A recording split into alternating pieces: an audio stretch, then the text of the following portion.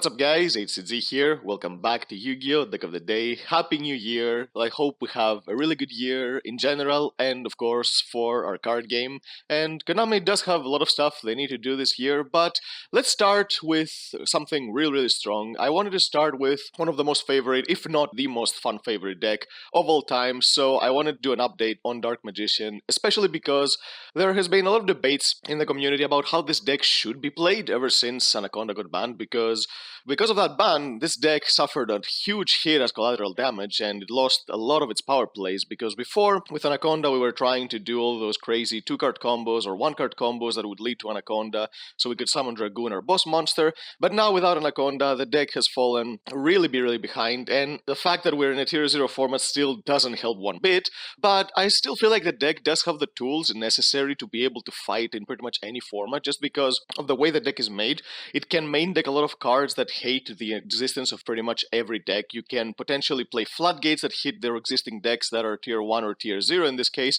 and the deck does have still a really big boss monster that can sometimes be very hard to deal with. So if you can establish a board with Dragoon and maybe 1 or 2 floodgates or maybe another disruption, then you do have some tools to be able to fight in the meta. So I'm going to show you the list that I've come up with. If you enjoyed, give it a thumbs up, subscribe to the channel so you don't miss our upcoming content, and now let's get to the deck profile. So starting off the monsters, we have 2 copies of Dark Magician. You don't need any more than 2. You play 2 copies because in case one gets banished, then you don't have anything to do with your Eternal Soul and stuff like that. But 3 would be too many. You need 1 to send to the graveyard. The second one is there in case you need another copy for Magician's Souls in order to send and special summon if you don't have any other targets on the field, or if you're going to activate Red Eyes Fusion to be able to send one from the deck to the grave to summon Dragoon. We play 1 copy of Dark Magician Girl. You play her to be able to draw 2 cards with your Soul Servant, and you can also use your Magician Salvation's effect to be able to get an extra body on the field, be able to pressure for more damage. We play 2 copies of Red Eyes Black Dragon. Now, the thing is, in this particular format, we have to play in a certain kind of way because of the way the Tier 0 deck plays. So, normally you would never play 2 copies of Red Eyes because it's a brick that you never want to draw. The thing is, when you're playing against the Shizu Tier Elements though, if they use effects like Yugioh and Kelbeck and they mill your cards, if you mill your 1 copy of Red Eyes, or if you were playing 1 copy of Dark Magician, your 1 copy of Dark Magician, then your Red Eyes Fusion would be completely dead because you would not have any targets for it to send from your hand or deck to the grave. So unfortunately, you have to play a 2nd copy of Red Eyes just to make sure that your Red Eyes Fusion and your Red Eyes Insights are not dead cards when you get your turn when you go 2nd because of cards like Kelbeck or Yugioh. So unfortunately, it's a necessary evil you have to play right now. When the deck gets a hit in the ban list, hopefully soon, then we won't have to play the 2nd copy of the Red Eyes, but for now, we kinda have to. We play 1 copy of Red Eyes Wyvern. We do play Red Eyes Fusion and Red Eyes Insight in the deck because I feel like that's the best way to play the deck right now, since it's the most consistent and free way to get access to Dragoon, and then you back it up with a lot of cards that you can activate even under Red Eyes Fusion's restriction, which we're going to talk about a little bit later. But again, because we do play Insight, you need this copy of Red Eyes Wyvern because, again, even though you are playing 2 copies of Red Eyes and you could potentially send 1 Red Eyes to add Red Eyes Fusion the second copy with your Red Eyes Fusion, again, if you mill 1 of those cards, you're not going to have a target, so you need 3 cards, 1 to send with Insight and 1 to send with Fusion, and 1 to be potentially milled with Yugioh or Kelbeck in order to make your engines live. We play 3 copies of Magician's Souls. This is pretty standard, nothing to explain about this card. It's by far the best effect monster that the deck has. You can get it for free. You send spells to the grave and traps to draw cards. You summon your boss monsters really easily and trigger your circle even going 2nd. Really good card. We play 3 copies of Magician's Rod. Ever since Anaconda got banned, all those cheesy normal summons, cards like Girsu and other cards like Black Metal Dragon, they became kinda irrelevant because without Anaconda, you're not really going to anything, because Link 2 monsters in this deck, they don't do as much going first because without Anaconda, you're not getting to your boss monster. So you need to be able to get access to Rod and Souls because these 2 cards together do get you to Dragoon because of Timaeus. So this is another play that you need to know for the deck. So when you have your Souls and your Magician's Rod, you send your Souls. With effect, you send Dark Magician. You summon Dark Magician instead of your actual Souls, and then you summon your Magician's Rod, get your Soul Servant, stack your Timaeus, draw your Timaeus with Soul Servant, send Rod with Timaeus, summon the Timaeus, and then you fuse your Timaeus with your Dark Magician to get the Dragoon. It's not the best way to get Dragoon out on the field, but it's an option. So if you don't have Red Eyes Fusion, Red Eyes Insight, that's the next best way to summon your Dragoon onto the field. We play 2 copies of Illusion of Chaos. This is another card that you don't really need to max out because of Preparation of Rites. It's better to draw multiple copies of Preparation than drawing multiple copies of Illusion of Chaos, because multiple copies of Illusion of Chaos don't do anything, but multiple copies of Preparation are discard fodder for Soul, so you can draw more cards. Play 1 copy of Timaeus. This is another mediocre card. I wish we didn't don't have to run in the deck, but unfortunately we have to, because again, if you don't draw Insight or Fusion, this is the only other way to get consistent access to Dragoons, so we need to play this one copy to be able to get access to our monster. And now the last monsters in the main deck are one copy of Ecclesia, the Dogmatica Virtues. So this card is an engine that you need to be able to use with Dragoons. So the thing with Red Eyes Fusion is that we know that when Red Eyes Fusion resolves, or even if it doesn't resolve for that fact, you're basically locked from summoning anything else for the entire turn. So we need to include something that can give us another play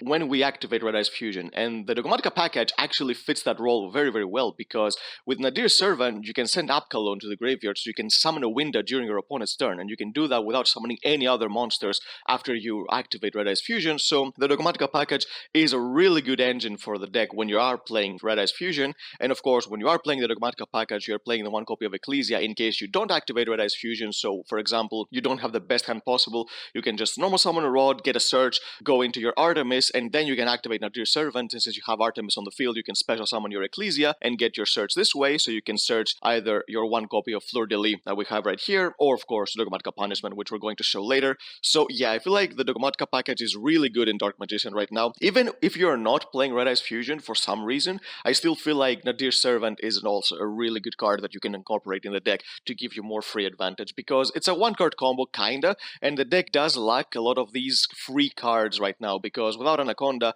we don't have all those really cool effect monsters like Girsu that can act as one-card combos. That's what the deck lacks right now, and it's using a lot of resources to plays, but with cards like Nadir's Servant and Red Eyes Fusion, you are using one cards to get into something good. Moving on to the spell cards, we have of course 3 copies of Red Eyes Fusion. I think that this is the only way Dark Magician can be played somewhat competitively right now, because again, competitive decks, the reason they are competitive is because they can do stuff without using a lot of resources. That's what makes a deck good, because if you're using too many resources to do something, sometimes it's not consistent enough, so because you need to draw more than one cards, or you're losing a lot of resources, so if your opponent cracks the board you made, you don't have anything to do afterwards. So yeah, this is why this card is probably the best Dark Magician card right now, ironically, even though it's not technically a Dark Magician card, but because of Dragoon, it definitely is. So yeah, we need to play this card and max it out so we can get our Dragoon the easiest way possible on the field. So following that, we're also playing 3 copies of Red Eyes Insight to search our Red Eyes Fusion. The funny thing is that since we are forced to play 2 copies of Red Eyes,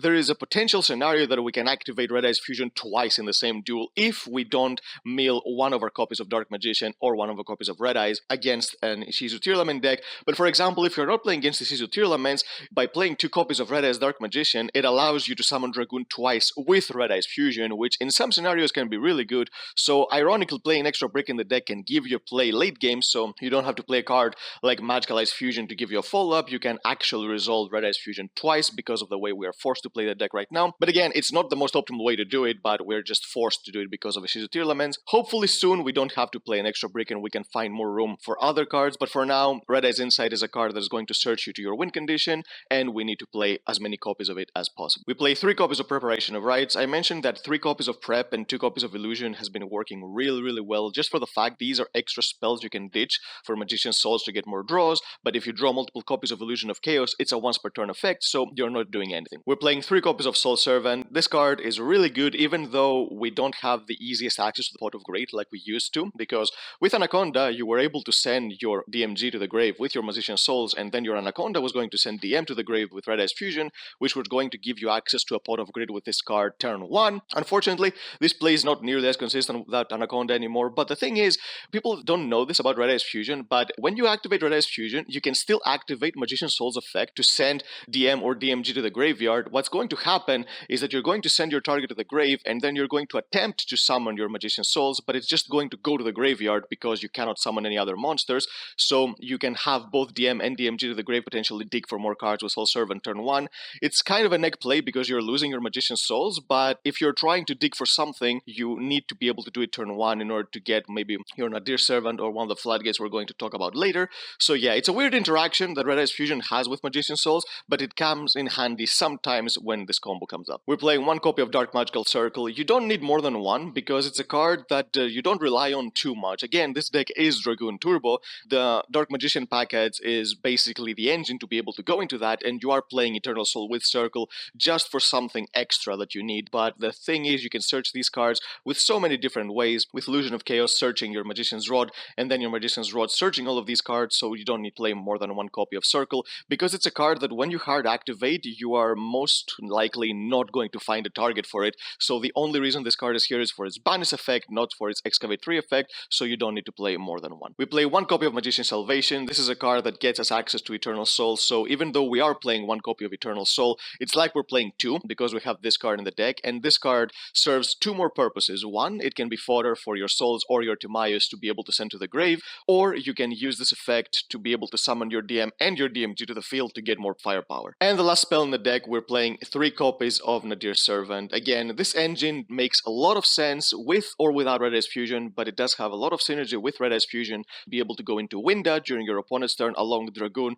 so you can lock them out of special summon. For trap cards, we play one copy of Eternal Soul. I mentioned that you're basically playing two copies of this card with your Magician's Salvation, and again, you're not relying on this effect and the combo with Magical Circle too much, but it's something extra that the deck can do. We're playing one copy of Dogmatica Punishment. If you're not searching your Schism, you are going to search this card with Fleur de Lis with your Nadir Servant to get two interruptions with just one Nadir Servant, and this card is really good by itself as a disruption as well. We're playing one copy of Shadow Schism. When you're activating your Red Eyes Fusion and you have Nadir Servant, what you're going to do is you're going to send Abkalon to the grave to search your Schism and discard another card, and because you did activate Red Eyes Fusion, you do have a Red Eyes in the graveyard, which is a dark monster, so you can use Schism during your opponent's turn to banish your Abkalon and your Red Eyes to summon a Winda in response to a special summon, and you basically lock them out of the turn completely. So yeah, this combo does work really well with Red Eyes Fusion. And the last three cards in the main deck is three copies of Soul Drain. Now, this deck usually plays Skill Drain, and in any other type of more normal format, yes, Skill Drain would be way better, but this card, because we're in a Tier 0 format where the best deck is a deck that relies on the graveyard so much, and without the graveyard they pretty much can't do anything, Soul Drain is a card that makes more sense to play right now. Yes, there are some cards that can contradict with this card even in our own deck, cards like Red Eyes Wyvern and Magician's Rod effect to be able to recycle itself, but again, it hurts Ishizu Tear Laments 1,000 times more than it hurts us. So it's a card that you kinda need to play right now in order to be able to survive in the meta, because if you're playing a roguish strategy, if you're not playing Floodgates or something to stand out the best decks, you pretty much don't stand a chance because you cannot keep up with them. So this is the only way decks like this can survive, and Dark Magician is no exception. So unfortunately, we have to rely on effects like this in order to be able to win. For the extra deck, we play two copies of Red Eyes Dark Dragoon. You play two copies because theoretically you're going to summon one with your Red Eyes Fusion and the second one with Timaeus.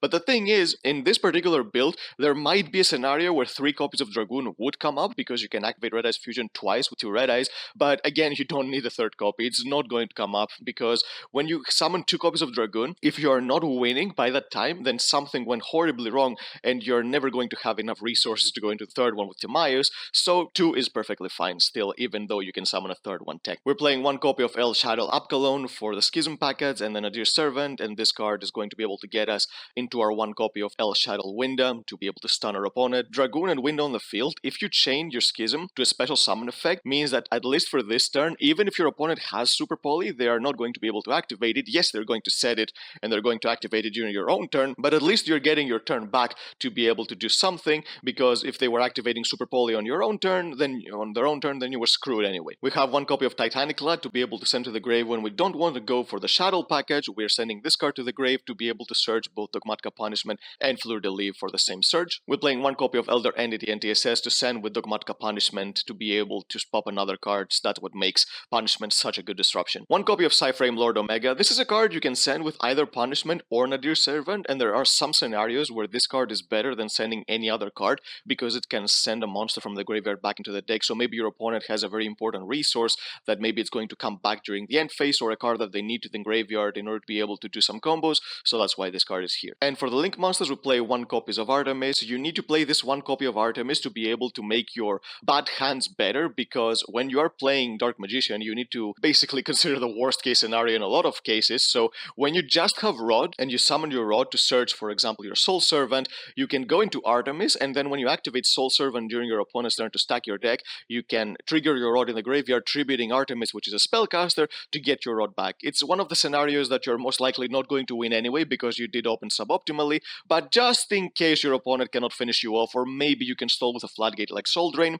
it's a card that can help you get back your Rod to get another search during your next turn. We're playing one copy of Relinquished Anima. Because of Magician's Souls, if our opponent missteps, darks and put a monster under the extra monster zone, we can punish them with this card. 1 copy of Link Spider to link away our Dark Magician so we can bring it back again with Eternal Soul to get more banishes with Circle. 1 copy of Imduck, basically the same reason, but it does have an extra effect that if our opponent has something that points to it and we try to battle with it, we're going to destroy it. So it's basically an anima, but for Dark Magician, it makes that sense. We're playing 1 copy of Dark Charmer, Gloomy. This card is a card that in any deck that you're playing Dark monsters, which of course we are because we're playing Dark Magician, it's a very powerful monster because Dark is basically the best attribute in the game, and especially in this particular format, we do have so many good targets for it, so when you can summon this and steal something good, it feels very, very satisfying. We're playing 1 copy of Selene. We can use this card for multiple things. The most common thing is going into access code, which pretty much everyone plays it for, but this particular card can act as Eternal Soul for the deck because even, for example, let's say your Eternal Soul gets Cosmic Cycloned and you don't have any way to get it back because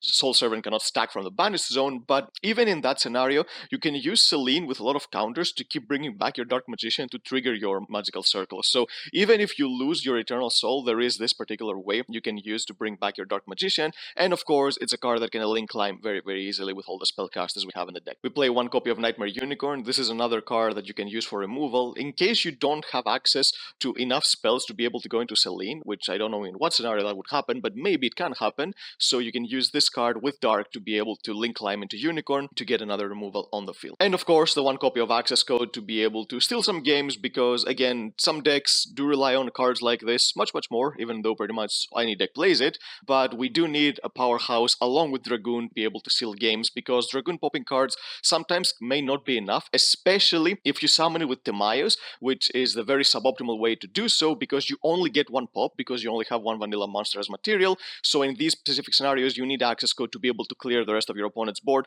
and go for a game this way. So yep, that's the deck, guys. Dark Magicians have pretty much lost a lot of power, but we know Konami. We know that they're eventually going to print more support for Dark Magician. They're never going to stop doing this, so hopefully the cards they release next time are really good as well, because the previous waves of support have been actually decent. So we need some more cards for the deck, and maybe the deck can finally become like a good roguish strategy that can stand up to the meta. So yep, that's the deck, guys. If you enjoyed it, give it a thumbs up, subscribe to the channel so you don't miss our upcoming content, and we'll see you next time.